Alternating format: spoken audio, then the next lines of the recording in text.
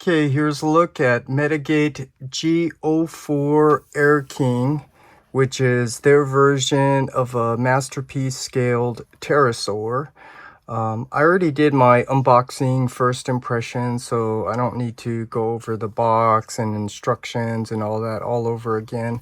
But here I just wanted to get right into looking over the figure a little bit more in detail. So you could see here I have him in a nice pose with his longer weapon, which I think did appear in one episode. I just don't remember which episode that was. But here now let's just take a closer look again at all of the nicely sculpted detail from the feet and the waist and the hands and the chest and the face. I already mentioned that yeah, they didn't paint that inner part of his helmet there, so you could see it's kind of white instead of red. So that just kind of throws the head sculpt off a little bit. But in terms of the accessories, again, I'll just show you that they did give you two alternate face plates, which is always nice. So here you can see he has kind of like a little bit of an open mouth, but the same thing, the inner part of that helmet's not painted red. And then another alternate face plate, you could see you get kind of like that smiling face, which I think is very characteristic of this character many times in the episodes. And then you do get these shoulder cannons, which you can just simply tab in, which is cool. And his actual gun that he used most of the time in the episodes. So that's a look at that. And again, the display stand, which I'll probably go over in alt mode. But here, again, I just wanted to show you that this is a really nice figure. You get double jointed knee, so you can get some nice articulations there. It'd be nice if they give you a taller display stand so you can have them in some nice flying poses. You can hear that nice ratchet. And the feet can go up and down. Yeah, I don't need to go over it all again, but just wanted to say that this is really a nice figure, and it goes really well with the other two masterpiece Predacons. That's why I brought them all out here, so you could see what these guys look like together. And I'm a little worried about if we're ever going to see a masterpiece scaled Scorponok and Waspinator and maybe a Infernal just to kind of complete this set. But here you could just see what these guys look like. And just want to also say, if you saw my other video of the Beast Wars, the main line, why I wasn't getting the Versus set. And this was the reason why, because if I wanted to have a more accurate toon version, I might as well just stay with the masterpiece collection instead of buying a whole nother set. So yeah, I'm passing on the Beast Wars Versus, which if I get all the characters would come out to something like $600 or something. It's not like I can't afford it. It's just more figures. What am I gonna do with them? Those are more toon accurate than the Hasbro mainline Kingdom. But, you know, if you have these guys, the masterpiece, the definitive versions, these look really nice. And if you see, this is really done really well, because you could see for some really small feet, he's actually standing pretty good. You know, he doesn't topple over or anything. But anyways, that's just a quick look at him in robot mode with the other Predacons. So now let's transform him, take a look at his alt mode. Beast mode! Okay, here's a look at Terrorsaur in alt mode. And you could see this is a really nice looking figure. I mean, look at that face and the eyes. Gives it some character. You get the beak here with the teeth and this tongue that you can articulate up and down. So that's really nice. And the head, just can go up and down, and it can even rotate to the side to get some more articulation and some personality. Really nice. The hands here, it's just sculpted hands. You can't articulate this. And the wings, you can only articulate these last two panels here for some articulation with the wings. And then all the way here to the back, you get the feet, which you can articulate these toes. But I'd be careful because it's a pin. If you articulate it too much, you might loosen it up. And the feet do rotate also.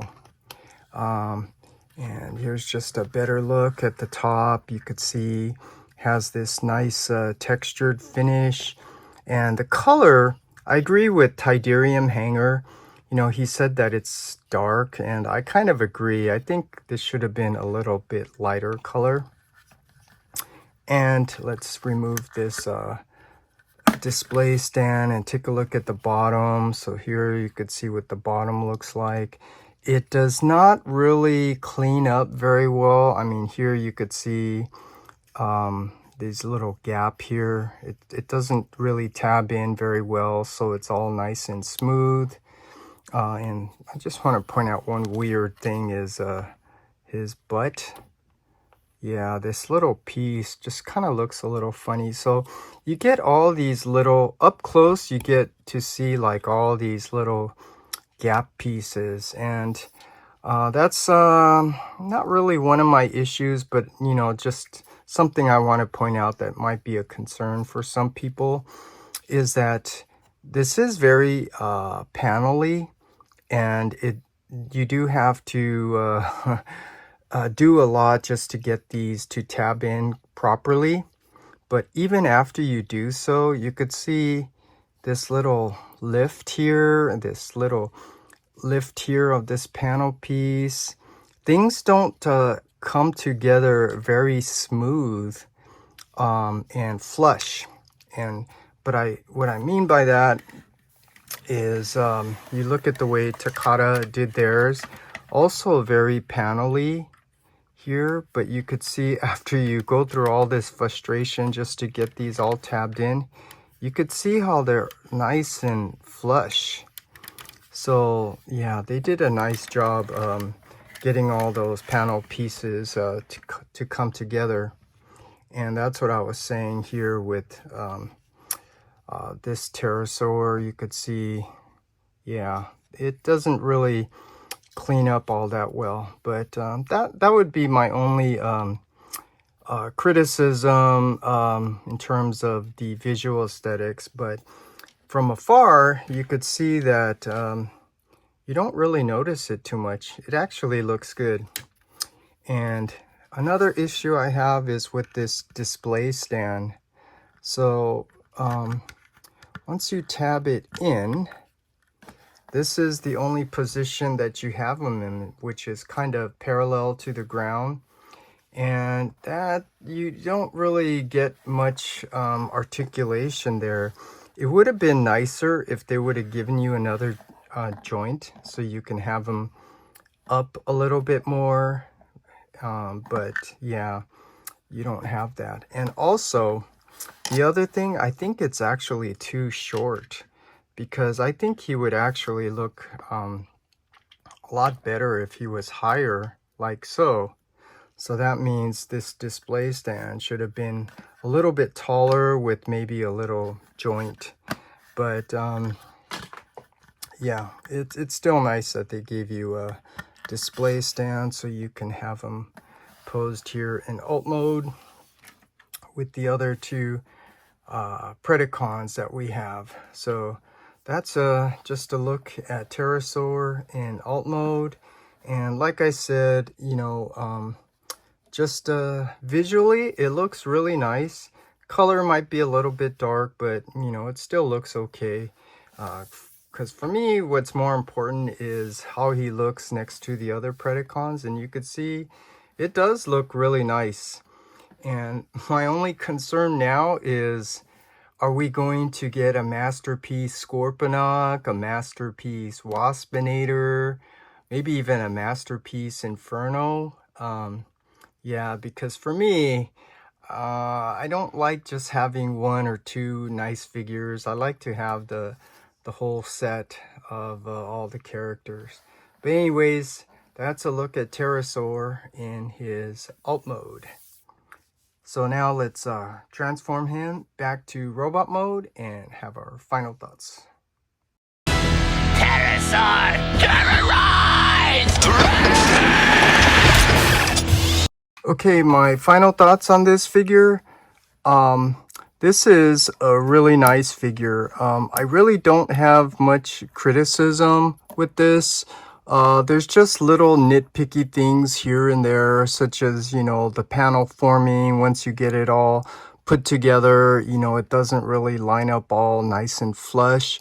And the transformation, it's pretty easy and intuitive. It's just has a little challenges here and there, but nothing really major.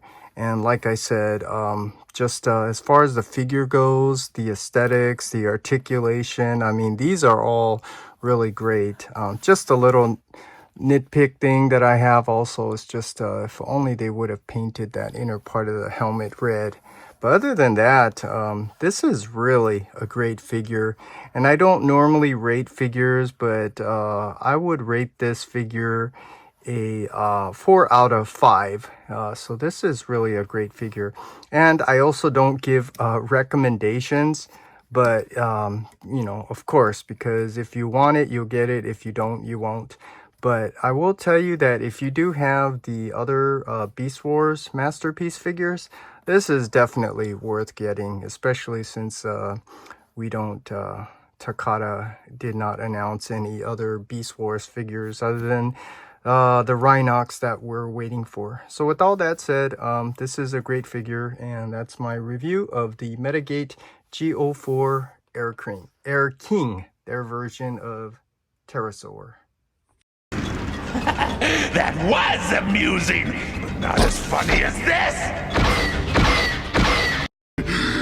Terrorsaur, you treacherous worm. I'll finish you forever!